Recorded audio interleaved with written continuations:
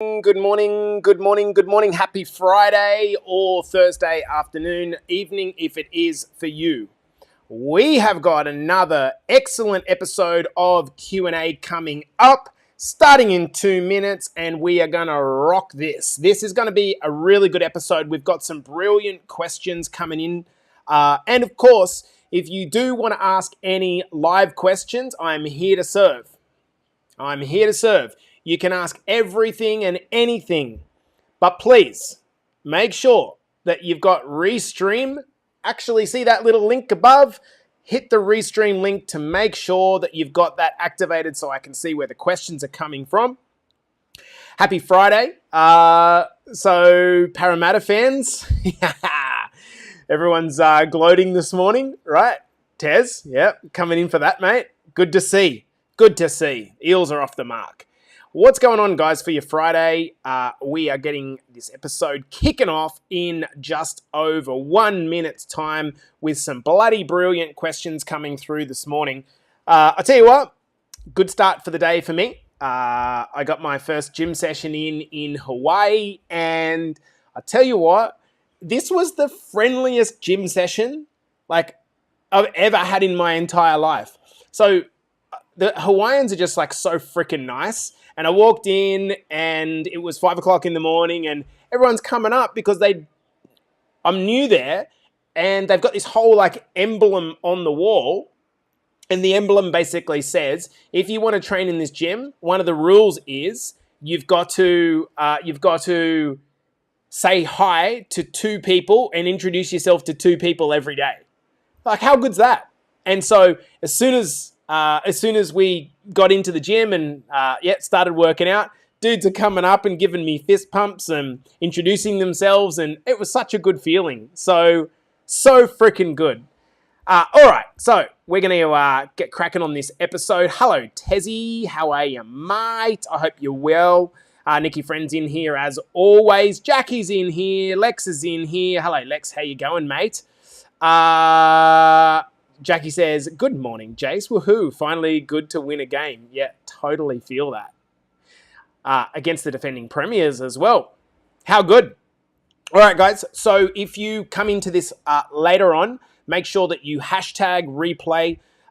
With the replay, we want to know that you've got the information that you need. If you want to ask any live questions, it doesn't matter how experienced you are or inexperienced you are, please just ask the questions into the comments and we can make it happen.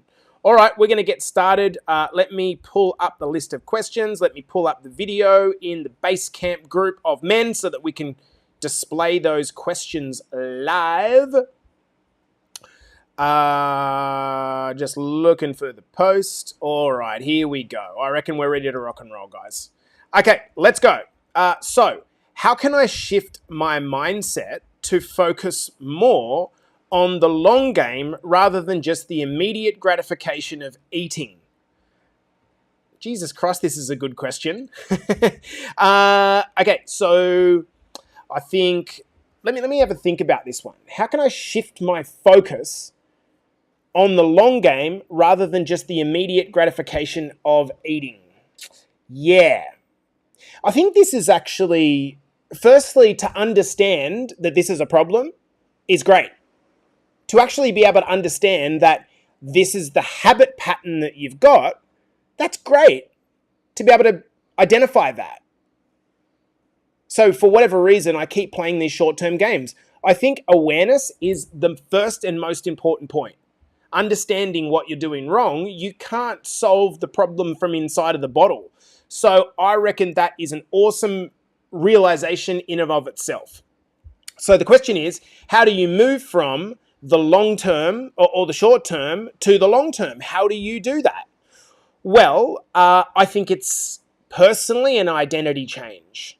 It is not going to happen overnight, right? It's not going to happen overnight. I think the biggest thing is keeping your head in the game long enough. I think that people come in and they think that because they pay for a transformation program that that's the work done. That's the first commitment. What we then need to do is, obviously there's a plan in front of you. Every time, I think it's this idea that we think that it's going to be a no-fail journey, right? We somehow have it in our mind that this is going to be from A to Z. We're going to lose 10, 20 kilograms and everything's going to be easy. Well, not easy, but a straight line. And that's just never the case. What we need to do is understand that failure is, when I say failure, you're going to have a few blowouts along the way. And that's just part of the process. And if you think that the moment you fail, you've fallen off the horse, you haven't fallen off the horse. You've just been a normal human that has gone out of the lines. I always use this analogy. If you were watching your kid colouring in and your kid went out of the lines, would you go ape shit at them? And no, you wouldn't. You would say, hey, you know what? The goal of this is to stay inside the lines, and you try to direct him or her, and that's it, right? We're not here to be perfect. So I think what we need to do is understand and embrace imperfection and failure as part of our journey and understand that it's all okay. As an example, one of the boys yesterday, and I'm not going to name names, 2 days ago, he fell off his step streak, which he's really annoyed about. But because he fell off his step streak, good morning, Burns, because he fell off his step streak, he's struggling to get over it. It's like, if you're really close into the forest and you're going, oh man, I failed, it's so annoying, just step back and understand what's happened there. You missed your steps for a day. It's not that important. Okay? Don't compound the problem. So we just need to turn our focus to understanding that failure is part of this process of transformation. Okay, let's get into the next question. Is there a specific type of training that is most effective for fat loss, or does it depend on individual factors such as body type and fitness level? So I revert to our trifecta system, right?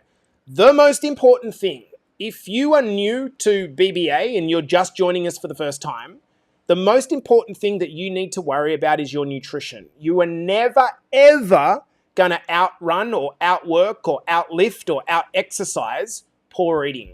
So the target, good morning, JC Nyes, love to have you in here, mate. The most important thing that we need to work on is our nutrition. And that does not mean dieting. That means actually the opposite. Getting into a calorie deficit, but filling ourselves up so we feel good, we feel not hungry, but we're losing fat. That is the plan. Now, from the fitness side of things, for me, that's a secondary, okay? Nutrition's the most important part. Then, of course, we go to steps and resistance training workouts. There's a reason, is because steps are an indication of how overall active you are in a day. That's why we track steps. Here is a thing that I've kind of come to the conclusion. Isn't it weird? Let's pretend that we're, hey, Ash, how are you? Good morning. Hey, Stevie. Let's pretend that we are, sleeping, say, 8 hours a day, and out of a 24-hour day, that leaves 16 hours a day that we're awake. Just think of this from a common sense approach. Does it make sense to focus all of your activity on 1 hour of exercise, 1 hour of hard exercise out of that 16 hours that you're awake? Or does it make more sense to focus on how active you are in the other 15 hours? I don't know the maths of 15 out of 16 as a percentage, but I'm going to say it's 92%. Wouldn't we be better to focus on the 92% of the day that we're awake? That's why we track steps. That's why we care about moving as much as possible. And then what we need to do is pair that with resistance training, because we want to build a bigger engine. What happens is when we get in a calorie deficit, it slowly starts to drive our metabolism down because the body's adapting and becoming more effective. So what we want to do is pair something that is driving the body's metabolism down, that's a calorie deficit, with something that's going to drive the body's metabolism up. That's resistance training, building a bigger engine. And I would say the older you get, the more important that actually is. So if you're 40, 50, 60 or beyond, I think resistance training is the most important thing that you should be doing.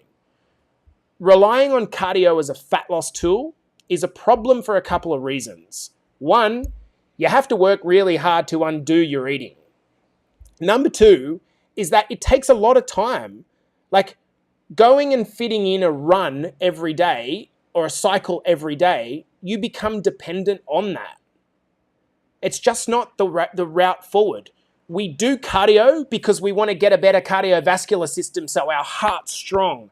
Cardio is brilliant, but it shouldn't be the first tool you think about when it comes to fat loss. Does this make sense? Okay. So next question. Sorry, I've got a few weird questions there that I'm not going to answer. Hey, Pete Moon, good morning. All right. So once you've got, this is a great question, actually.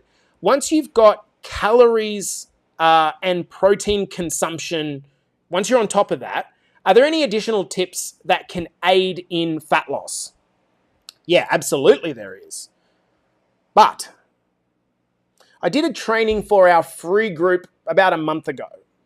And one thing I told you was that in that training, what a lot of coaches do is they teach you their method. They teach you the method.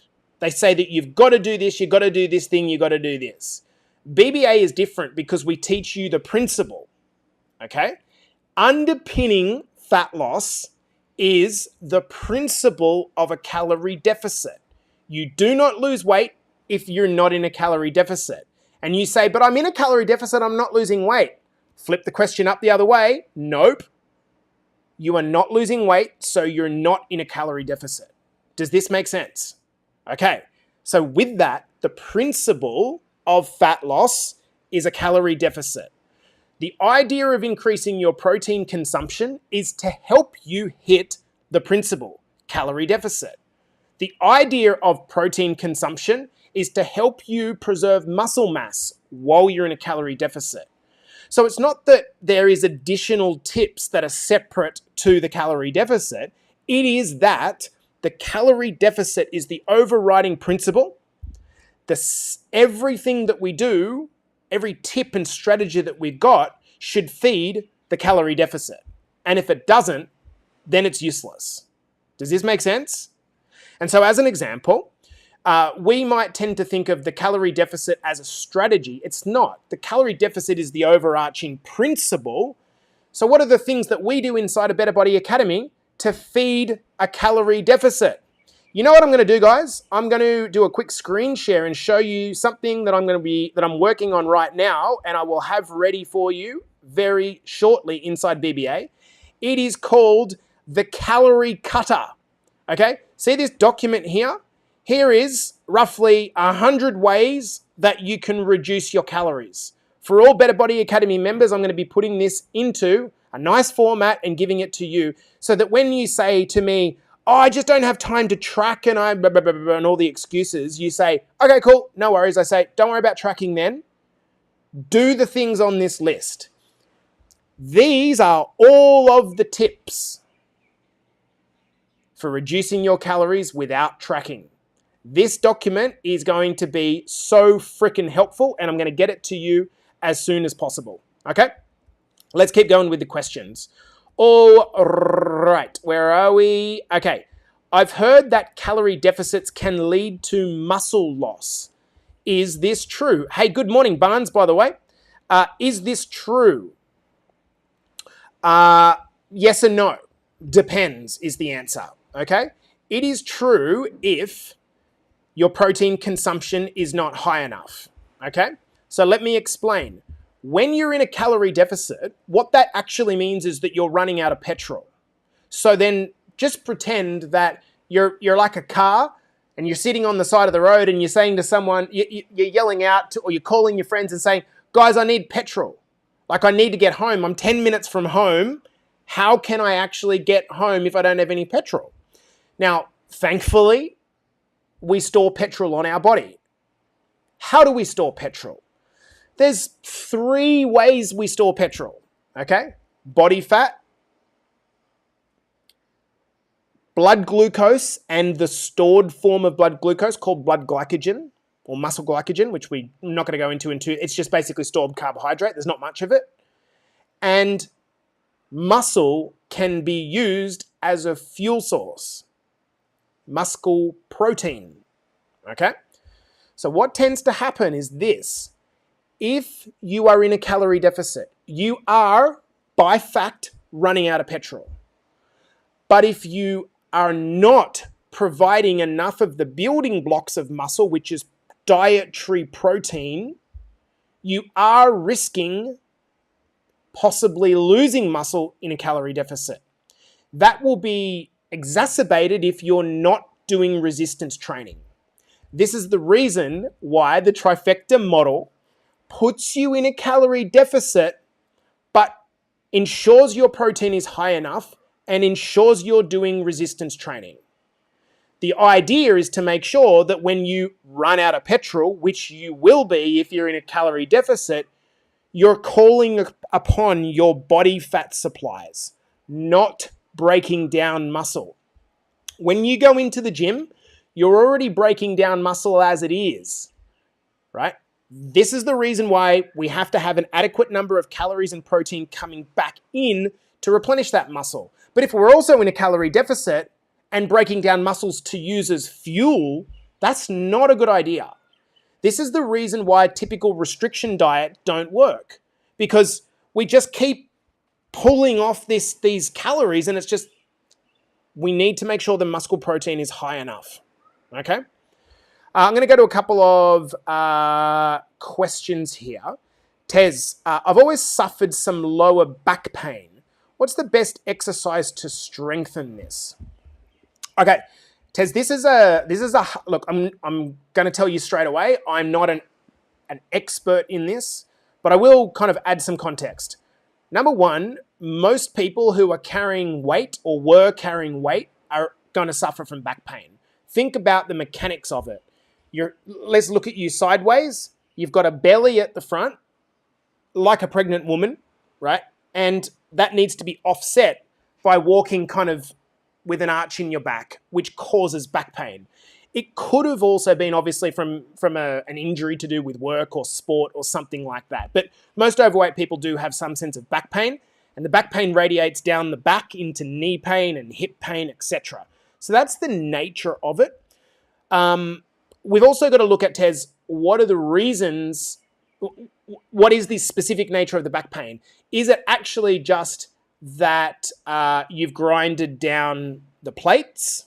Is it that you've actually got a ligament or a tendon injury somewhere in there?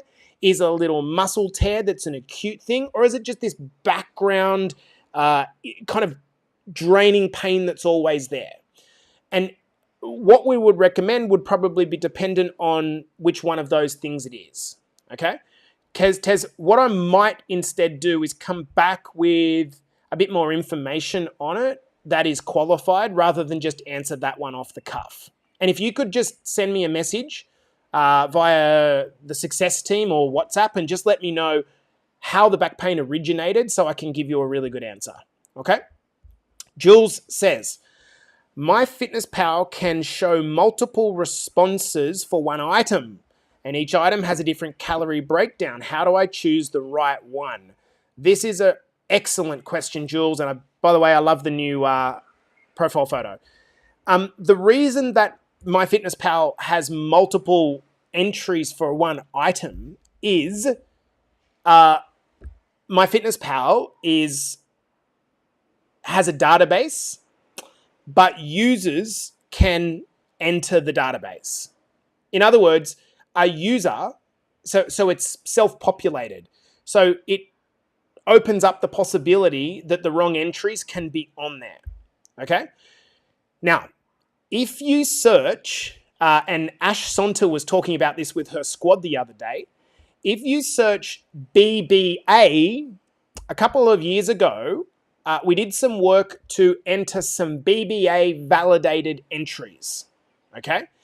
And I've done that for items which are very open to variance. Things like, for example, chicken breast or steak or turkey.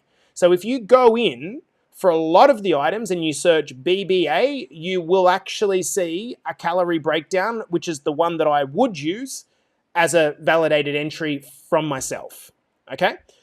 Unfortunately, there's no great way to identify something that's not validated as a BBA entry. It's really difficult, Jules, to be honest. And this is the reason why tracking, if you grab onto it too hard and think it's going to be perfect, you're going to be disappointed because it's just completely imperfect.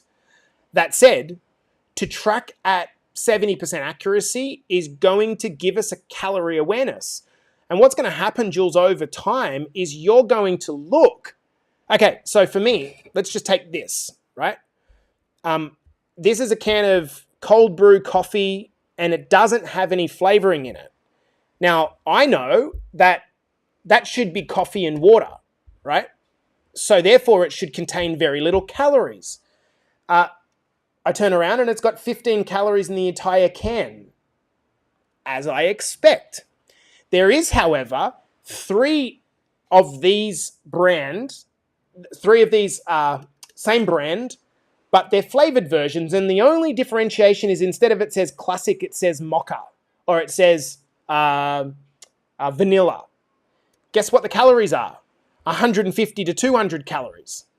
So what I would be thinking, Jules, is if I'm having a cold brew coffee and it tells me that it is 15 calories, but it's a flavored coffee, I'm going to call bullshit on that. And in the converse, if I'm having a plain, what should be very low calorie, essentially it's cold instant coffee, and it's 250 calories, then I know. So this is one of the reasons, Jules, why we suggest tracking with MyFitnessPal for 6 months. Because what's going to happen is you're going to develop a calorie consciousness. If you go onto a chicken breast and you put it in, and let's say the chicken breast says that it's 750 calories, like you're instantly going to go, oh, hang on, based on the fact that a steak's about 550 calories, based on the fact that a fish is about, a slice of 250 gram fish is about 400 calories, how could a chicken breast possibly be 750 calories? And so what's going to happen is you're going to start to get used to it. Jules, in the new guides, we call it the eating evolution. It should look like this for every single person that comes through. 4 weeks of the meal plan and start to track. 6 months of tracking until you've got calorie consciousness.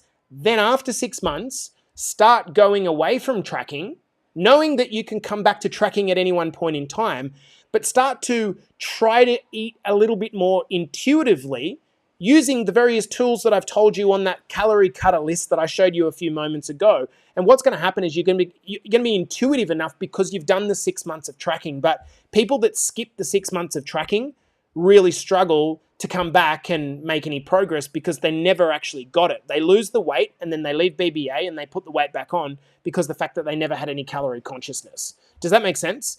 And good evening, Kev and Sam. How are you guys? Hopefully that answers the question, Jules. What if there is no way to get enough sleep? Shout out to all the parents in BBA. If there's no way to get enough sleep, how important is sleep for fat loss in real terms? Yeah. And Jules just quickly says, I've tracked for 10 months, addicted to it. Yeah, because Jules, it tells you everything. It's the most potent tool paired with label reading. And Jules, please tell me that you've watched a couple of times the Tracking Trainer workshop. If you haven't, guys, please go into your app, Workshop 6. It's called the Tracking Trainer. This is a workshop that basically tells you how to use MyFitnessPal properly and how to pair it with label reading. This one skill set is the skill that's going to help you manage your weight for the rest of your life, bar none. You just understand that one skill set. Okay, so what if there's no way to get enough sleep every night? Yeah, so what's happening with these daily check-ins, guys? The people that are doing their daily check-ins are winning big time because the coaches are able to look at the daily check-ins and provide feedback. If you're not doing the daily check-ins, it's really hard for us to know what you're doing, and that's what you're paying for, right? And so we started these 4 weeks ago to try to give you some help. So what's happening here is we are looking And we are seeing some people sleeping 4 and 4.5 hours per night. Okay? So, what's the problem with that? Okay, there's a few things. Number one, it's a real upset to our hormones. Like, who cares? What does that mean? Well, you have a predisposition to storage of fat when you've got a higher level of the stress and undersleeping hormone called cortisol. So that's one thing. The second, and I think more important thing, is this. When you're tired, what do you crave?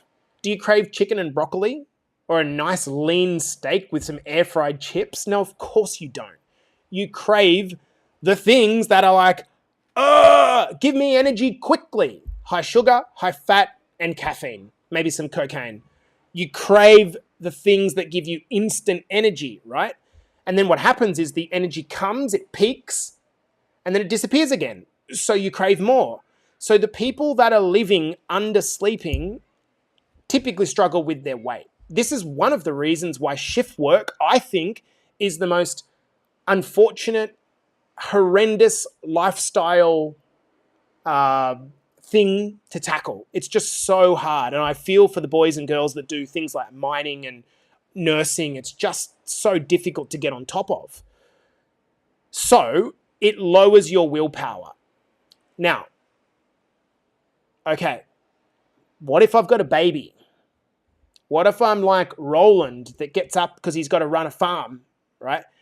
Look, I think that we have our seasons. I think it's a line between being a guy or girl that is productive and works hard and sacrifices some sleep at times, and then I need my sleep, right?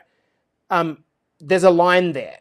And if you're tilting on 4 hours a night, 5 hours a night, and it's 6 months or more, and you don't have a baby, you're really tilting towards like, it's going to be very, very difficult for you to maintain your weight loss, and you're a zero chance of building muscle. The conditions are not right.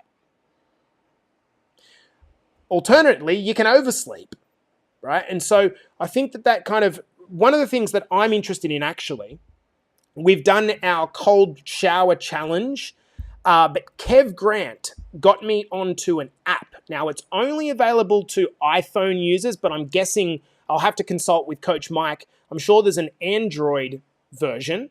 I'm wondering if you guys would be interested in doing a challenge for, what's the next month? April, around sleep tracking. This app is actually fascinating, and I'll tell you why it's fascinating. So on the app, I get a report, and again, credit to Kev Grant. It tells me how many hours I slept, and the thing that I really love, like super, super duper love, is this thing called Sleep Bank. And what it basically does is it tells me, like a credit card statement, compared to my hours of 8 hours a night, where am I with my credit or my deficit?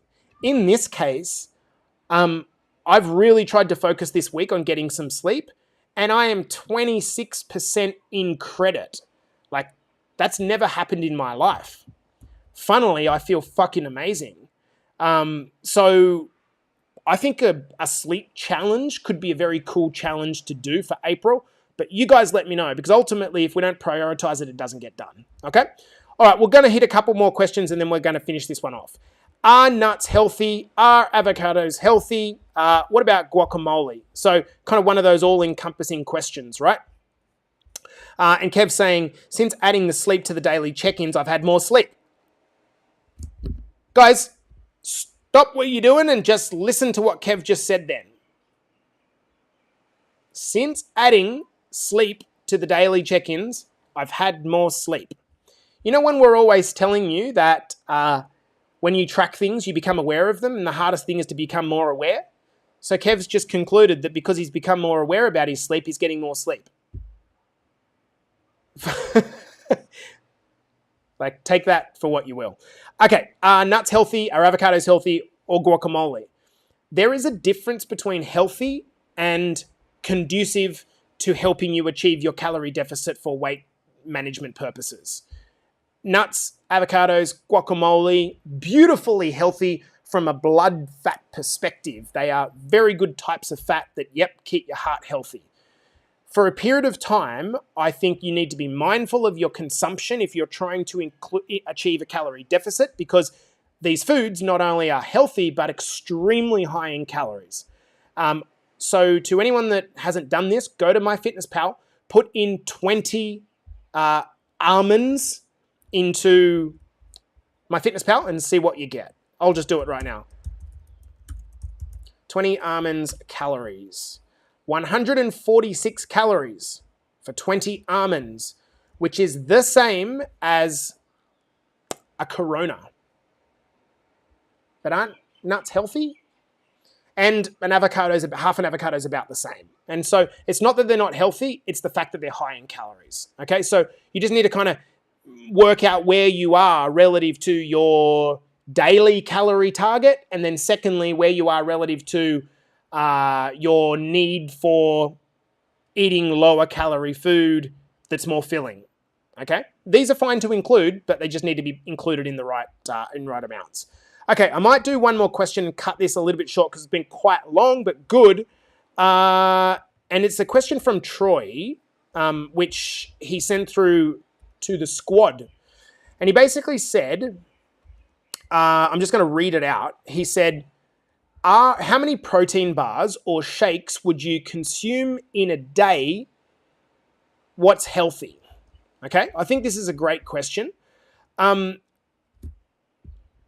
made mention before that I think shakes and protein bars are most important at the start of your journey when you're trying to achieve a calorie deficit. They are less important when your calories are higher. So if you're not aware what should be happening here, and if you don't get this, you've got to reach out to your coaches. We go into a calorie deficit to lose weight, and then what happens is we stop losing weight because we hit plateaus, or our calories start to get to the point where we don't want to take them any lower. So even though we might have more weight to lose, we're going to do a reverse diet. We're going to increase calories again to try to boost our metabolism back up. And once we've done this for 3 to 6 months, we're then going to do another cut again. Okay? When you are in a position of trying to hit your protein target, but fill yourself up and not go over your calorie target, bars and shakes are beneficial. The reason is because, and I had this conversation with someone yesterday, if we take 1 scoop of protein powder, 25 grams of protein, 120 calories. 2 scoops of protein powder, 50 grams of protein, 240 calories. Now, if I was to try to get that 50 grams of protein from steak, 50 grams of protein from shakes, 240 calories, 50 grams of protein from steak, depending on the cut, let's say 550 calories. So that illustrates I can get 50 grams of protein in 2 ways, shakes, as in a protein shake on water or a steak, 240 calories, 550 calories.